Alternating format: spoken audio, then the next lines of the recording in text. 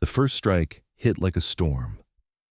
She was left alone, trembling, while those she trusted turned away. Then came the deafening silence, an emptiness only the heart can feel. I don't know where you're listening from.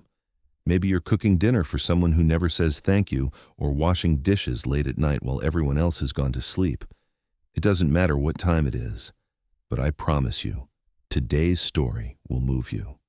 In a grand penthouse overlooking the shimmering lights of downtown Chicago, dawn breaks quietly. The city hums beneath layers of concrete and ambition, but inside these towering glass walls, something warmer stirs. The kitchen glows softly in the early light, ovens humming their familiar tune, the scent of cinnamon and slow-cooked broth weaving through the air like memories made tangible. From the distant dining hall comes faint laughter, but it doesn't reach everyone in this house of wealth and loneliness.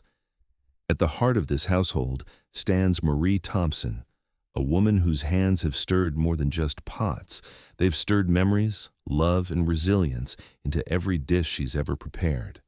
Her hair, once deep auburn, now shows streaks of silver like brushstrokes of time across her temples. Her eyes, heavy with years of quiet sacrifice, still hold an unshakable hope. Exhaustion lines her face, etched by countless early mornings and late nights, but there's also a steady pride there, the kind that comes from knowing your work matters, even when no one else sees it. Marie moves through the kitchen with the grace of someone who has made this space her sanctuary. She checks the temperature of bone broth that's been simmering since midnight, adjusts the heat under fresh-baked cornbread, and arranges pills next to a glass of fresh orange juice. Everything prepared with meticulous care for the woman upstairs who depends on her. This is more than a job for Marie. It's a calling, though she would never use such grand words.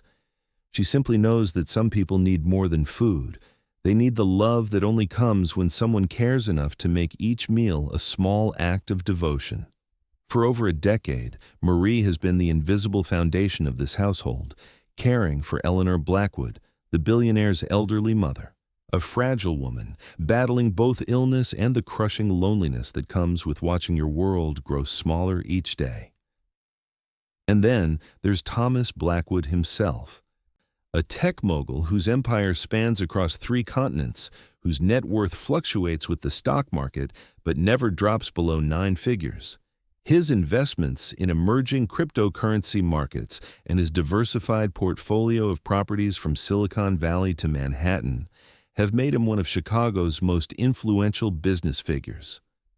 Yet for all his financial success, his penthouse feels more like a museum than a home, filled with priceless art and imported furniture, but starved of the warmth that makes a house worth living in. Thomas had always believed he understood his world, controlled every aspect of his carefully curated life. His success had built walls higher than the Chicago skyline itself, protecting him from the messiness of human connection. But hidden cameras and corporate surveillance had trained him to observe, to gather information before making decisions. He never imagined he would turn those same skills on his own home, on the woman he thought he might marry. The decision to hide and watch would change everything, not just what he discovered about his girlfriend Vanessa's true nature, but what he learned about the quiet miracle that had been happening in his kitchen all along. Marie's story began long before Thomas arrived on Chicago's luxury scene, back when the South Side was her whole world, and her grandmother's kitchen was her classroom. Raised in a modest bungalow where the L train rattled the windows twice an hour, she had learned to cook the way some people learn to pray, with reverence, attention, and the understanding that what you put into something sacred comes back to nourish the soul. Her grandmother, born in Louisiana and raised on stories of resilience, had passed down recipes like precious heirlooms, gumbo that could warm hearts through Chicago's brutal winters, cornbread that tasted like home even when home felt far away, and chicken soup that seemed to carry healing in every spoonful. When Eleanor Blackwood's illness first manifested, a cruel combination of arthritis and early-stage dementia that left her confused and often in pain, Thomas had hired a parade of professional caregivers and private chefs. Each lasted only weeks before Eleanor's sharp tongue and stubborn independence drove them away. Then Marie arrived, not with credentials from culinary school or references from celebrity households, but with something more valuable: the patience that comes from understanding that difficult people are usually just frightened people, and that food can be medicine for wounds that doctors can't see. Marie wasn't hired to be a chef. She was brought in as a companion who could cook. But she became something more: the silent protector of tradition in a whirlpool of shallow luxury, the keeper of comfort in a house where money couldn't buy the one thing its owner needed most: genuine care. She worked with the devotion of someone who understood that her labor was invisible but essential. Late nights found her simmering healing broths, adjusting recipes to accommodate Eleanor's changing appetite and dietary restrictions. Early mornings began with homemade bread that still held the scent of love when Eleanor woke, confused and frightened, needing something familiar to anchor her to the present moment. The memories of those early years came to Marie in fragments as she worked: Eleanor's first genuine smile over a bowl of Marie's grandmother's gumbo, the sound of laughter echoing from the dining room when Marie convinced Eleanor to help with holiday baking, the quiet moments when Eleanor would shuffle into the kitchen just to watch Marie work, finding peace in the familiar rhythms of chopping and stirring. Marie's cooking was more than nourishment. It was a bridge between Eleanor's fading past and uncertain present, a daily reminder that someone cared enough to make each meal an act of love. Yet Thomas barely noticed these small miracles.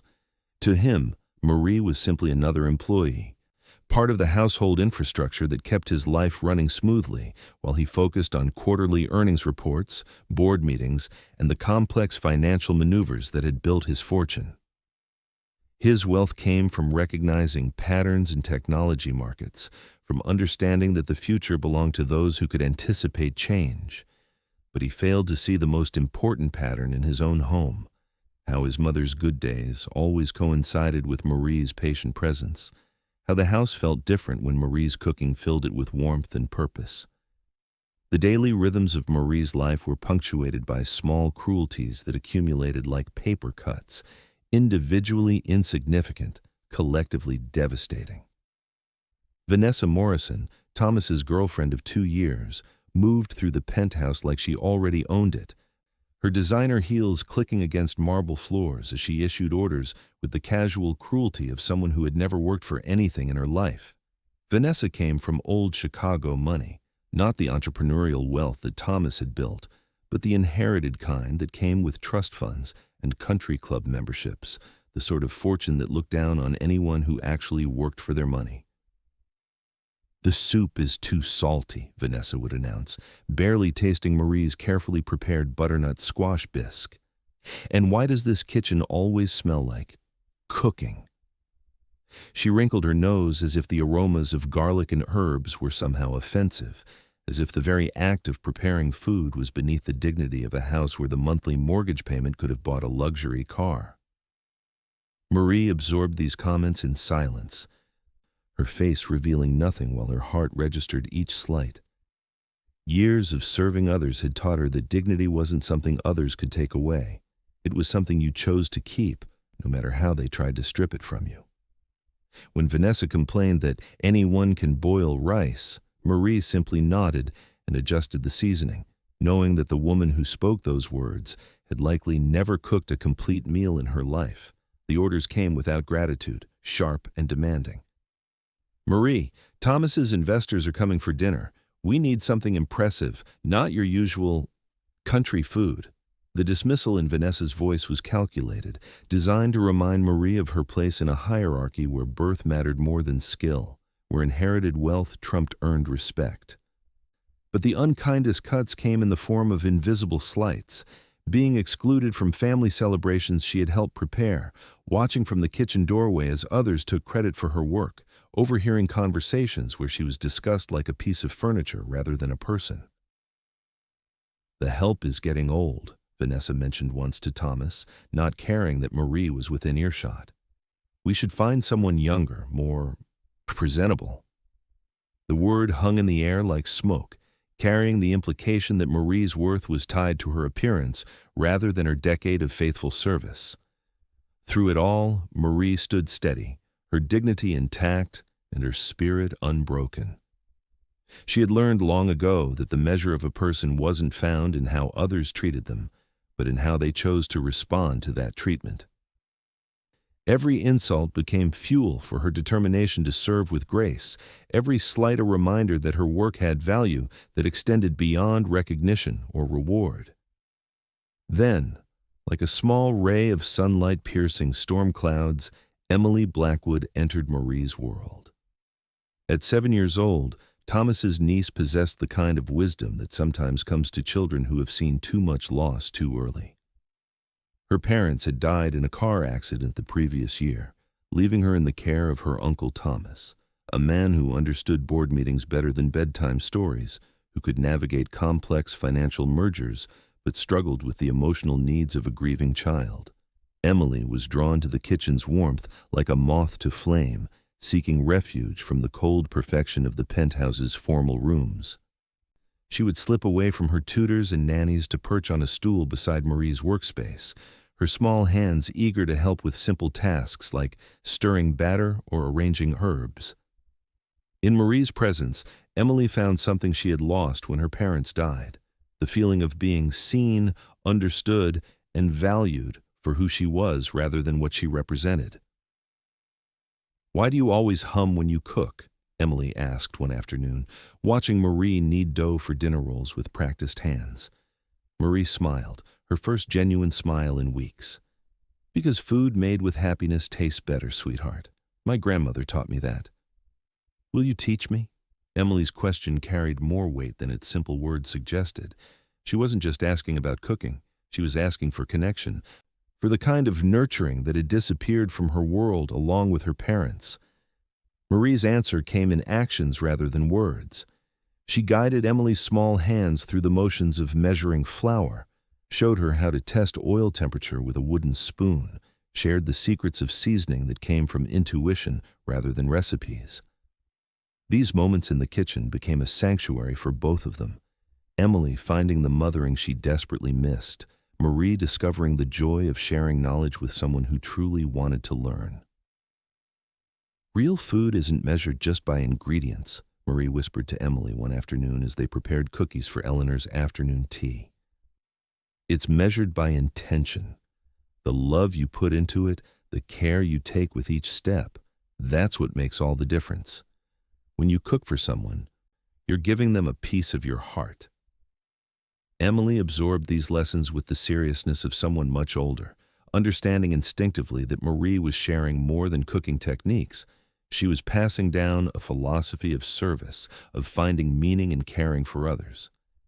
With patient explanations and gentle encouragement, Marie sowed seeds of kindness in fertile ground, creating a small oasis of warmth in a house where love had become as rare as genuine laughter. The real upheaval in Marie's world arrived with great fanfare and media attention. Celebrity chef Marcus Kingsley, fresh from a successful cooking show and a best-selling cookbook, was hired to elevate the culinary experience of the Blackwood household. The decision came from Vanessa, who convinced Thomas that their dinner parties needed more sophisticated food to impress potential investors and business partners.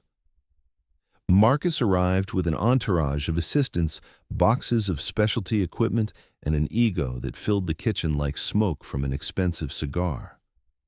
Tall and imposing, with steel-gray hair and the kind of commanding presence that had made him famous, he surveyed Marie's domain with barely concealed disdain. To him, she represented everything outdated about American home cooking: simple, unfashionable, rooted in tradition rather than innovation. "This kitchen," he announced on his first day, gesturing dismissively at the herbs Marie had nurtured on the windowsill, "needs a complete overhaul. We're not running a country diner here." His assistants laughed on cue, their amusement sharp and cutting. Marie found herself relegated to prep work, chopping vegetables for dishes she wouldn't be allowed to finish, cleaning equipment she wasn't qualified to operate. Her recipes were dismissed as quaint and outdated, her techniques labeled as inefficient. The woman who had spent a decade perfecting meals that brought comfort and healing was suddenly treated like an inexperienced intern in her own workspace. "You can stay and help," Marcus informed her with the air of someone granting a great favor, "but don't interfere with the real cooking." The words stung more than any of Vanessa's casual cruelties, because they came from someone who should have understood the craft, who should have recognized the skill that went into making simple ingredients sing with flavor and love. Yet Marie did not leave.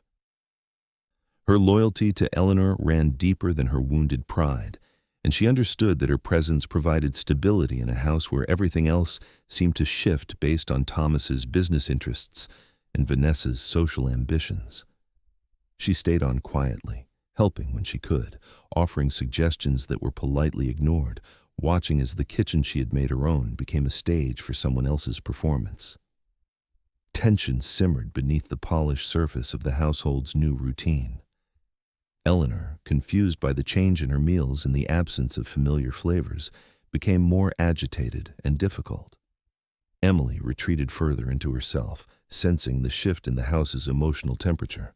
Even Thomas, though he wouldn't admit it, found himself missing something indefinable about the way meals used to taste. A warmth that seemed independent of temperature, a satisfaction that went beyond sophisticated plating and exotic ingredients. The storm that had been brewing finally broke on a Tuesday morning in late October, when autumn painted Chicago's lakefront in shades of gold and scarlet. The catalyst was small but devastating: the disappearance of Eleanor's antique cameo brooch, a family heirloom worth more than most people's annual salaries. The brooch had belonged to Thomas's great-grandmother, passed down through generations of Blackwood women as a symbol of family continuity and legacy. Eleanor had been wearing it the previous evening at dinner, one of her clearer days when she recognized everyone and participated in conversation. By morning, it was gone, and in the cruel mathematics of household suspicion, all eyes turned to Marie. "I saw her cleaning Eleanor's room yesterday," Vanessa said, her voice carrying the poisonous certainty of someone who had found the perfect weapon. "She's always had access to everything. Who else could it be?" The accusation hung in the air like smoke from a fire that would consume everything Marie had built over 10 years of faithful service. Thomas, faced with what seemed like irrefutable logic and under pressure from Vanessa's whispered suspicions, made the decision that would haunt him for months to come. He confronted Marie in front of Marcus and his assistants, in front of Emily and Eleanor, in front of the household staff who had watched her work with dedication for years. "Marie," his voice was cold, businesslike, the same tone he used when firing executives who had disappointed him. "We need to discuss the missing brooch." The words hit Marie like physical blows. She saw the assumptions in their faces, the relief that they had found someone to blame, the eagerness to resolve an uncomfortable situation by removing its most vulnerable participant. Her hands, which had never stolen so much as a leftover dinner roll in 10 years of service, trembled as she realized that her integrity meant less than their need for closure. "I would never," she began, but Thomas cut her off. "The evidence suggests otherwise. I think it's best if you pack your things and leave immediately." The dismissal was swift, brutal, and final. Thomas had made decisions involving millions of dollars with less emotion than he showed, firing the woman who had cared for his mother's body and soul for a decade. Marie's world crumbled in that moment. The kitchen that had been her sanctuary, the house that had been her purpose, the family that had been her mission, all of it dissolved into shame and accusation. With trembling hands that seemed to belong to someone else, she removed her apron, that simple piece of cloth that had been the uniform of her devotion, the symbol of her service and love. She folded it carefully, placed it on the counter where she had prepared thousands of meals, and wiped away tears that she thought no one saw. Emily watched from the doorway, her young face stricken with the kind of grief that comes from witnessing injustice without having the power to prevent it. Eleanor, in one of her confused states, didn't understand what was happening, but sensed the distress in the room like an animal sensing an approaching storm. Marie walked out the door she had entered faithfully for over 10 years, carrying only her purse and the weight of undeserved disgrace. Behind her, the penthouse that had been warmed by her presence began its transformation into something colder, emptier, and infinitely more lonely.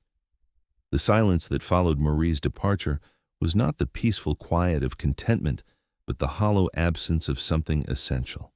In the days and weeks that followed, the Blackwood penthouse became a different place, still luxurious, still impressive, but lacking the invisible warmth that had made it feel like more than just an expensive set of rooms. Marcus's sophisticated dishes, plated with artistic precision and garnished with exotic ingredients, satisfied hunger but left deeper needs unmet. His molecular gastronomy techniques and fusion flavors impressed dinner guests, but provided no comfort to Eleanor, who pushed food around her plate with confused disappointment. The meals were technically perfect, but emotionally empty, like beautiful songs performed without feeling. Eleanor's condition deteriorated rapidly in Marie's absence. Without the familiar anchors of taste and routine that had oriented her to the present moment, she became more confused, more agitated, more lost in the labyrinth of her failing memory. Her medications went untaken because Marcus didn't know that she preferred them mixed with orange juice rather than water. She refused meals because nothing tasted like home anymore, because the woman who had understood her needs and moods was gone. Emily retreated further into herself, spending long hours in her room or sitting by windows that overlooked the city where Marie had disappeared.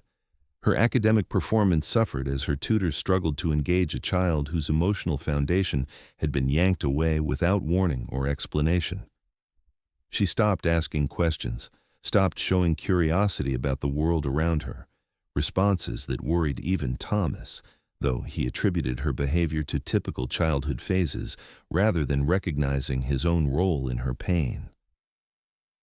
The house staff, who had worked alongside Marie for years, performed their duties with mechanical efficiency but without the joy that had previously characterized their work. They remembered how Marie had celebrated their birthdays, how she had shared her homemade soup when they were sick, how she had listened to their problems with genuine concern. Her absence left a void that no amount of professional competency could fill. Thomas himself felt the change most acutely during meals, though he struggled to identify what exactly was missing. He ate Marcus's creations, perfectly prepared, beautifully presented, technically superior to anything Marie had ever made, and found himself strangely unsatisfied. The food filled his stomach but left him emotionally hungry in a way he couldn't quite understand. He began working later, eating less, finding excuses to take business dinners at restaurants rather than at home. The penthouse's formal dining room, once filled with Eleanor's stories and Emily's laughter during the meals Marie prepared, became a monument to awkward silence. Conversations felt forced, connections strained. Even Vanessa, who had orchestrated Marie's dismissal with such satisfaction, found herself strangely dissatisfied with her victory. The sophisticated atmosphere she had wanted to create felt cold and performative rather than genuinely elegant. Night after night, Thomas sat at his massive mahogany dining table, surrounded by the trappings of his success: original paintings worth millions of dollars, crystal glasses that had belonged to robber barons, silverware that cost more than most people's cars, and found himself thinking about Marie's simple meals that had somehow made this house feel like a home. The thought disturbed him because it suggested that his judgment, which had built a financial empire, had failed him in matters of the heart. The revelation came like dawn breaking through storm clouds, sudden, brilliant, and impossible to ignore. It arrived in the form of Vanessa's best friend, Catherine, whose guilty conscience had been eating at her for weeks since Marie's dismissal. Catherine had been present during the conversations where Vanessa planned Marie's downfall, had witnessed the calculated cruelty that had destroyed an innocent woman's reputation and livelihood. The confession came during a dinner party meant to showcase Marcus's culinary skills to potential investors. Catherine, emboldened by wine and disgusted by Vanessa's casual gloating about finally getting rid of the old peasant woman, could no longer stay silent. "The brooch is in your jewelry box, Vanessa," Catherine announced, her voice cutting through the sophisticated chatter like a sword through silk. "It fell behind your dresser when you were trying on necklaces.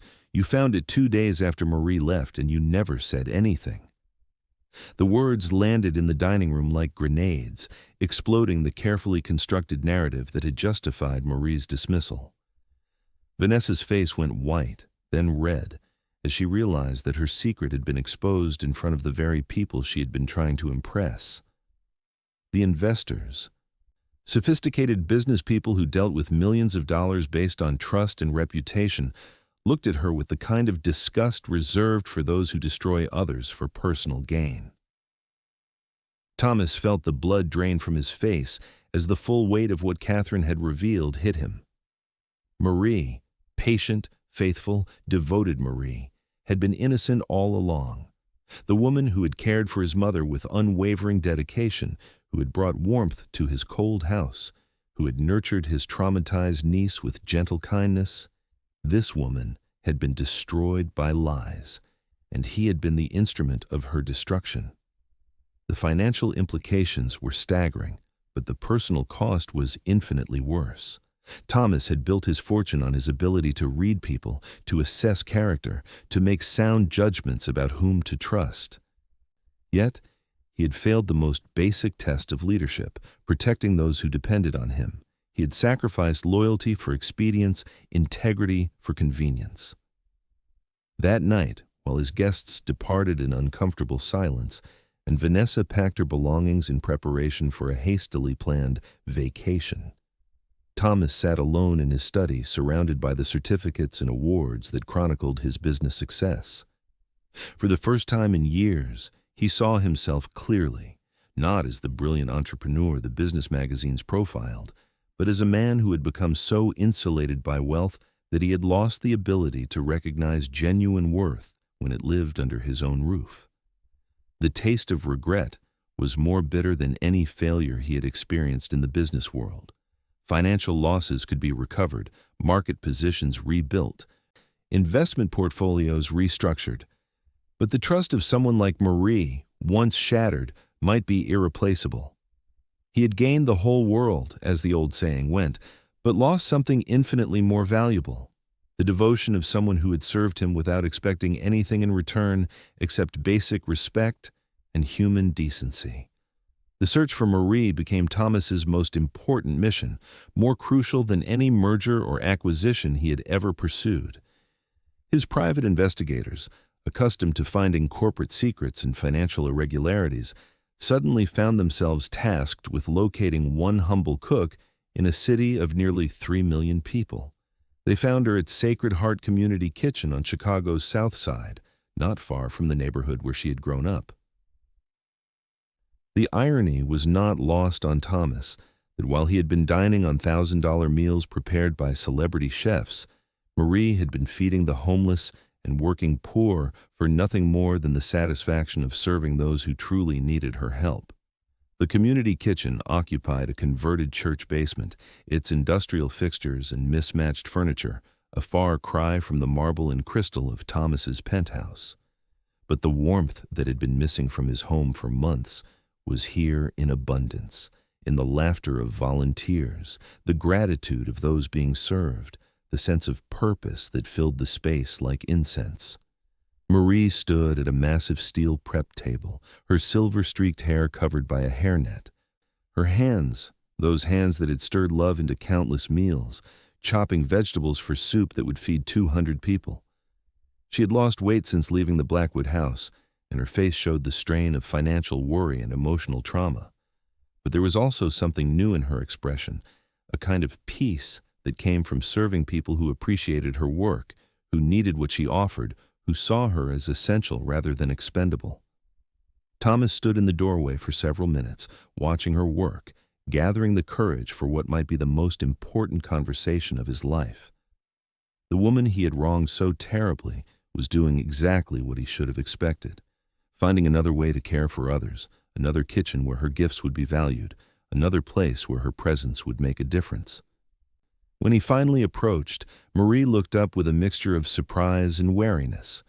The woman who had once greeted him with warm smiles and cheerful updates about his mother's condition now regarded him with the careful neutrality of someone who had learned not to trust those in power.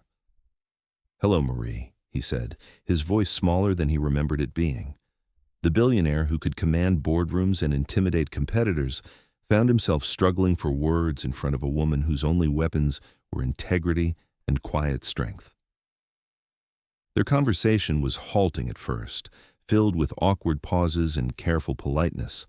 Thomas tried to explain, to apologize, to somehow undo the damage he had caused. Marie listened with the same patience she had once shown to Eleanor's confused ramblings, but her forgiveness was not given quickly or easily. The breakthrough came when Thomas asked about Eleanor's condition. Marie's professional composure cracked as she describes the phone calls from worried household staff, the reports of Eleanor's deteriorating health, the knowledge that someone she had cared for like family was suffering in her absence. "She needs routine," Marie explained, tears gathering in her eyes. "She needs familiar tastes, familiar faces. She needs someone who understands that her anger comes from fear and her stubbornness comes from trying to hold on to the pieces of herself that are slipping away." In that moment, Thomas understood that his apology was insufficient. Marie's forgiveness would have to be earned through actions, not words, through the difficult work of rebuilding trust that had been shattered by his failure to see her worth until it was too late. The reunion was not the dramatic scene that movies might portray, but something quieter and more profound. It took place in the community kitchen where Marie had found refuge over the simple act of preparing food together. Thomas, who had never cooked anything more complicated than coffee, found himself learning to knead dough under Marie's patient instruction. His hands, accustomed to signing contracts worth millions of dollars, fumbled with the simple task of folding and pressing, but Marie guided him with the same gentle encouragement she had once shown Emily, her voice careful but kind, as she corrected his technique and praised his progress. They didn't talk about forgiveness directly. Instead, they talked about Eleanor's favorite foods, about Emily's need for stability, about the small rituals that made a house feel like home. As they worked side by side, sharing the rhythm of preparation and the satisfaction of creation, something began to heal between them. The symbolism was not lost on Thomas as he learned to work with his hands, to transform raw ingredients into something nourishing and beautiful. For years, he had created value through manipulation, buying, selling, restructuring, leveraging. But this was different. This was creation through care, wealth through patience, success measured not in dollars but in the satisfaction of feeding others. When Marie finally agreed to return to the Blackwood household, it was with conditions that marked a fundamental shift in their relationship. She would be acknowledged not as the help, but as a valued member of the household. She would have input into menu planning and kitchen management. Most importantly, she would be treated with the respect due to someone whose work was essential to the family's well-being. Thomas accepted these terms without negotiation, understanding that Marie's return was not just about getting his household running smoothly again. It was about redemption, about proving that wealth could coexist with wisdom, that success could include the capacity for growth and change. The months that followed Marie's return transformed the Blackwood household in ways that no amount of money could have purchased. Eleanor, confused but somehow sensing the return of something familiar and comforting, began to stabilize. Her appetite returned with the familiar tastes of Marie's cooking. Her medication compliance improved with the patient care of someone who understood her needs. Her moments of clarity became more frequent as the household rhythm settled back into patterns that felt like home. Emily blossomed like a flower after long drought, her natural curiosity and warmth returning as Marie resumed their kitchen conversations and cooking lessons. The little girl, who had retreated into herself during Marie's absence, began to smile again, to ask questions, to show interest in the world around her. Her academic performance improved as her emotional needs were met by someone who saw her as more than a responsibility to be managed. Marie herself seemed renewed by the experience of being valued. The community kitchen had given her a sense of purpose during her exile, but returning to the family she had cared for, under terms that acknowledged her worth, provided a satisfaction deeper than professional accomplishment. She was no longer just an employee. She was a guardian of the household's heart, a keeper of traditions, a bridge between the coldness of great wealth and the warmth of genuine human connection. Thomas found himself spending more time at home, drawn by mealtimes that had become occasions for actual conversation rather than duty. He learned to appreciate not just the sophisticated flavors Marie created, but the care that went into their preparation, the thought that shaped each menu, the love that transformed simple ingredients into memorable experiences. The business world took notice of the change in Thomas as well. His negotiations became less aggressive, his leadership style more collaborative. The man who had once ruled through fear and intimidation began to understand that loyalty earned through respect was more valuable than compliance extracted through power. His company culture shifted as he applied the lessons learned from losing and regaining Marie's trust, lessons about recognizing value, honoring commitment, and understanding that the people who make success possible deserve more than just paychecks. Marie opened her small restaurant on a quiet street in Bronzeville, in a converted Victorian house that had once belonged to a prominent African-American family during the neighborhood's cultural renaissance. She called it Grandmother's Table, and it became more than just a restaurant. It became a gathering place where stories were shared over meals, where recipes carried the weight of history, where every dish served represented a piece of someone's heritage and heart. The restaurant's success was not measured in Michelin stars or celebrity endorsements, but in the faces of customers who returned week after week, bringing their families to share the experience of eating food prepared with genuine love. The Southside community embraced Marie as one of their own, a woman who had succeeded without forgetting her roots, who had gained recognition without losing her humility.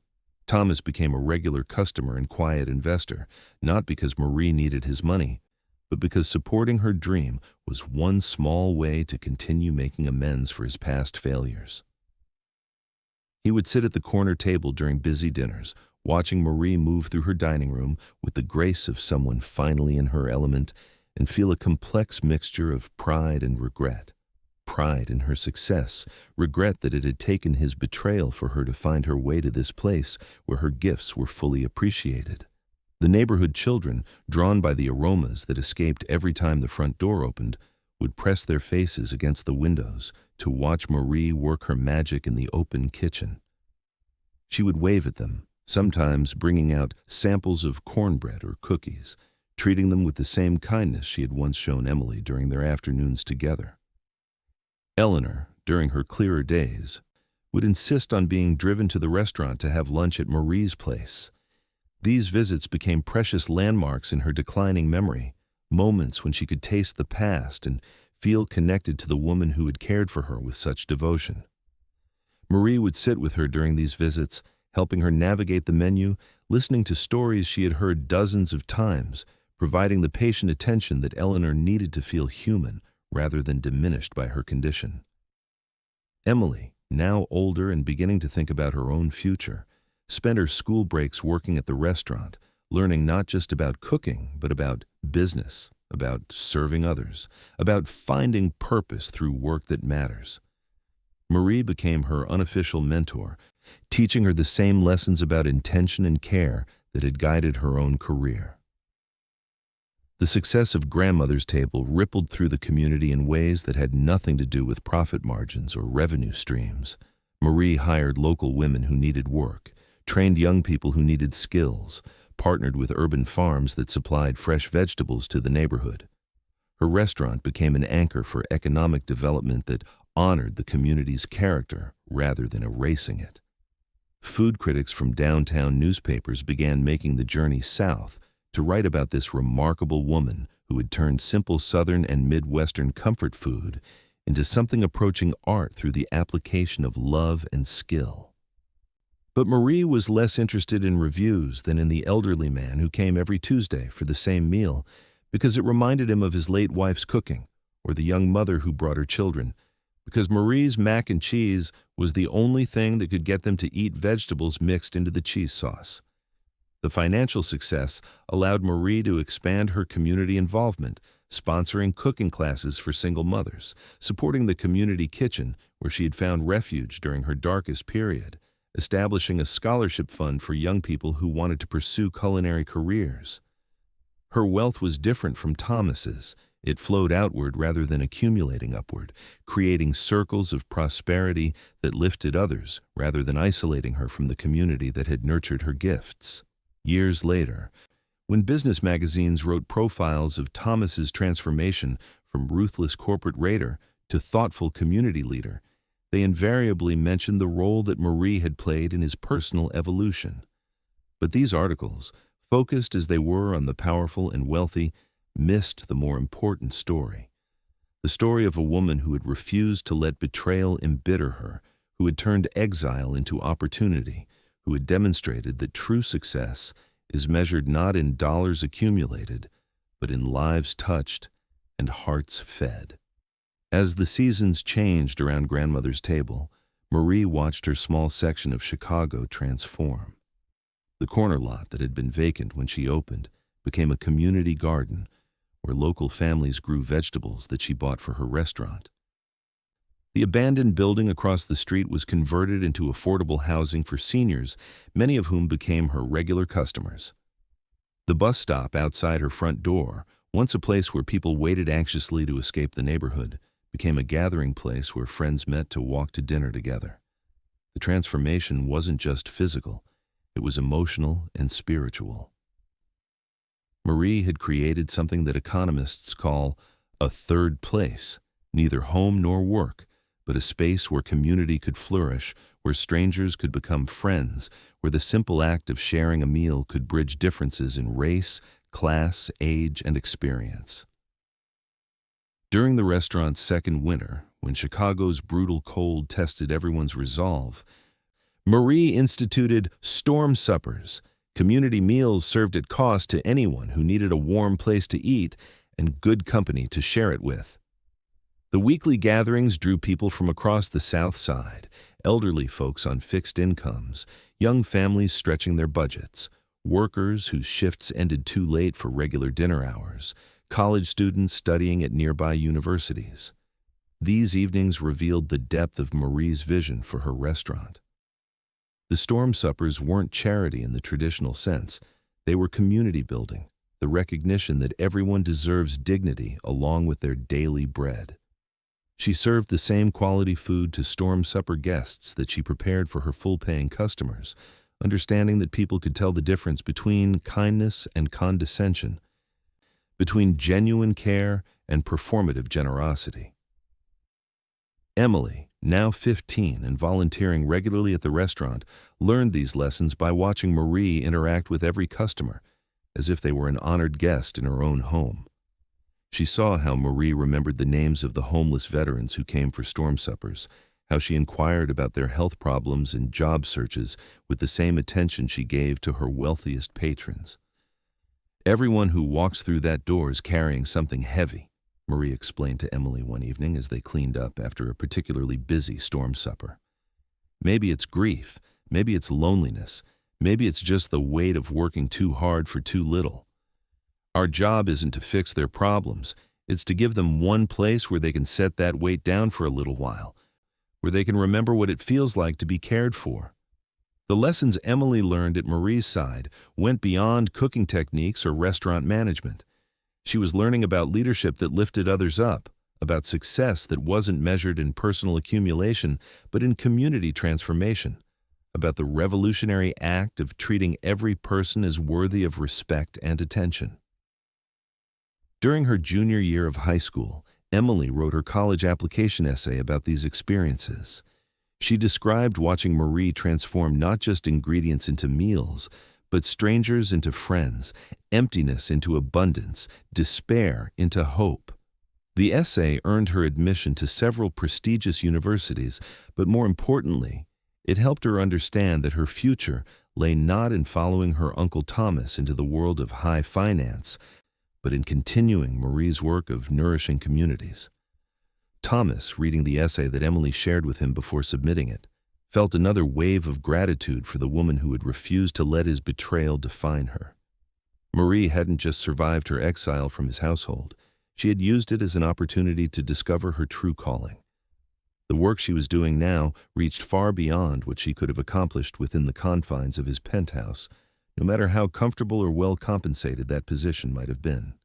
The restaurant's third anniversary celebration became a neighborhood festival that spilled onto the surrounding streets. Marie coordinated with other local business owners to create an evening of music, art, food, and community pride. Local high school students performed jazz standards that had emerged from Chicago's South Side decades earlier. An elderly woman who had grown up during the Great Migration shared stories of her family's journey from Mississippi to Chicago and how food had helped them maintain connections to home while building new lives in an unfamiliar city. Marie's brief speech that evening was characteristically modest. She thanked the community for supporting her restaurant, acknowledged the staff members who had helped build its success, and promised to continue serving food that nourished both body and spirit.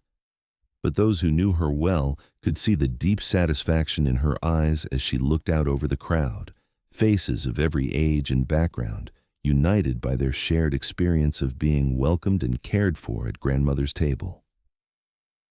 Thomas attended the anniversary celebration, sitting quietly toward the back of the crowd, understanding that this was Marie's night, her community, her triumph. He watched her interact with customers who had become friends, with employees who had become family, with neighborhood children who regarded her as a beloved grandmother. The woman he had once taken for granted, whose worth he had failed to recognize until it was almost too late, had become the heart of a community transformation that would outlast any stock market fluctuation or corporate merger. As the evening wound down and volunteers began cleaning up, Thomas approached Marie with an envelope in his hand. Inside was a check, not for her restaurant or her community programs, but for the retirement fund that he should have established for her during her years of service in his household, the benefits she should have received, the respect that had been withheld and could now only partly be repaid. Marie accepted the envelope with quiet dignity, understanding that this gesture wasn't about Thomas's need to feel better about the past, but about his commitment to ensuring her security and honoring her service. The money would go toward expanding her scholarship program, toward purchasing the building that housed her restaurant, toward creating a legacy that would continue her work long after she could no longer stand at the stove. Eleanor's final months were spent in the gentle care of a specialized memory facility, but Marie visited her twice a week, bringing homemade soup that sometimes sparked moments of recognition, sometimes simply provided comfort to a woman who could no longer remember why the taste felt like love. During one of her last lucid moments, Eleanor took Marie's hand and whispered, "You made everything better. You made it all better." The funeral service filled the cathedral to overflowing, drawing hundreds of people whose lives had been touched by Eleanor's generosity and Marie's care. Emily, now in college but home for the service, delivered a eulogy that honored both women, the employer who had eventually learned to value the caregiver, and the caregiver who had never stopped providing love even when it went unrecognized. Thomas, standing beside Eleanor's casket, felt the full weight of how much he owed to Marie's faithfulness. His mother's final years had been filled with dignity and comfort, because one woman had understood that elderly people need more than medical care. They need the daily reassurance that they still matter, still deserve attention, still have value that transcends their increasing limitations. After Eleanor's death, Thomas established the Eleanor and Marie Care Foundation, an organization dedicated to training and supporting domestic workers, especially those who care for elderly and disabled family members. The foundation's programs included not only job skills and certification courses, but also classes on recognizing and reporting abuse, understanding legal rights, and building the kind of professional relationships that honor both employer and employee. Marie served on the foundation's board, bringing her hard-won wisdom about what dignity looks like in practice, what respect means in daily interactions, what it takes to create households where everyone's humanity is acknowledged. Her voice in board meetings carried the authority of lived experience. She knew firsthand what it felt like to be invisible, and she was determined to ensure that other domestic workers would be seen, valued, and protected. The Foundation's work expanded beyond Chicago, partnering with similar organizations in other cities, advocating for policy changes that would provide better wages and benefits for domestic workers, and challenging the cultural attitudes that treated household employees as less worthy of respect than office workers or executives. Emily's college studies were shaped by her experiences at grandmother's table and her eventual involvement with the Foundation. She majored in social entrepreneurship, focusing on how business models could be designed to create community benefit rather than simply generate profit for shareholders. Her senior thesis examined the economic impact of restaurants like Marie's, establishments that functioned as community anchors, providing not just food service, but social infrastructure that supported neighborhood resilience and growth. During her junior year abroad, Emily worked with cooperative restaurants in Italy and France, studying how food traditions were preserved and transmitted across generations, how family recipes became community assets, how the act of cooking together builds social bonds that transcend economic and cultural differences. The skills she learned, both in the kitchen and in community organizing, reflected Marie's influence as much as any formal education. Marie herself continued learning and growing, enrolling in business classes at the local community college to better understand the financial aspects of her restaurant operation, taking workshops on sustainable food sourcing to minimize her environmental impact, and studying nutrition to ensure that her comfort foods could also support her customers' health goals. Her identity expanded from cook to entrepreneur to community leader, but her core mission remained constant, using food as a vehicle for care, connection, and transformation. The restaurant's 5th anniversary coincided with Emily's college graduation, and the celebration became a joint event honoring both milestones. Emily delivered the keynote speech, reflecting on how Marie's example had shaped her understanding of success, leadership, and service. She announced her decision to spend the next year working full-time at grandmother's table before pursuing graduate studies in public policy, with the goal of eventually opening her own community-centered restaurant in an underserved neighborhood. Thomas, listening to his niece's speech, marveled at how different her vision of success was from his own early ambitions. Where he had focused on accumulation and domination, she was oriented toward collaboration and service. Where he had sought to rise above his community, she was determined to lift her community up. The transformation in his family's values could be traced directly to Marie's influence, a woman who had taught them, through example rather than lectures, that true wealth was measured in relationships rather than financial statements. As Emily prepared to graduate and Thomas approached his 60th birthday, both found themselves reflecting on the lessons that Marie had taught them, often without realizing she was teaching. Her ability to find dignity in service had shown Thomas that leadership was about responsibility to others rather than power over them.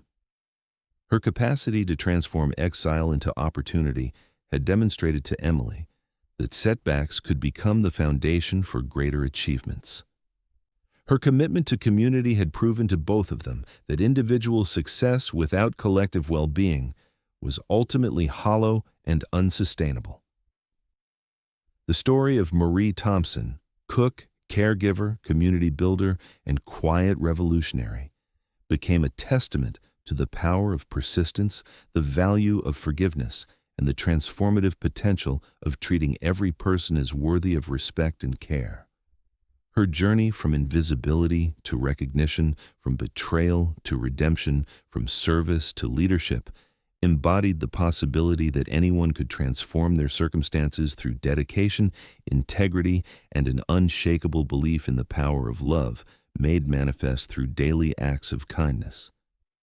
In the end, Marie's legacy wasn't measured in newspaper articles or business awards, but in the lives she had touched, the community she had nourished, and the model she had provided for how to live with purpose and dignity regardless of circumstances.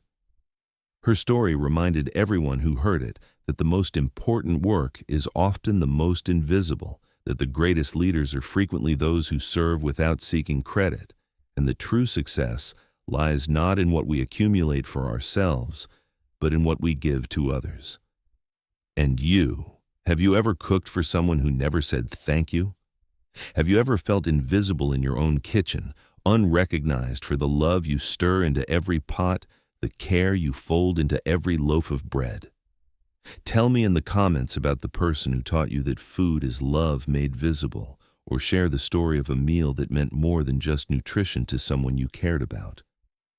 If this story touched something deep in your heart, if it reminded you of your own worth or the worth of someone who cooks for you with quiet devotion, leave a like and subscribe so this message reaches another woman who kneads love into dough and seasons her dishes with hope. Your story matters, your work matters, your heart matters, and there are others who need to hear that truth today. For more stories that honor the invisible heroes among us, stories that celebrate the people who make life warmer and more beautiful through their quiet service, click the podcast link on the left. Thank you for joining us on this journey of recognition and redemption. Until our next story, remember that the hands that feed us are the hands that heal the world.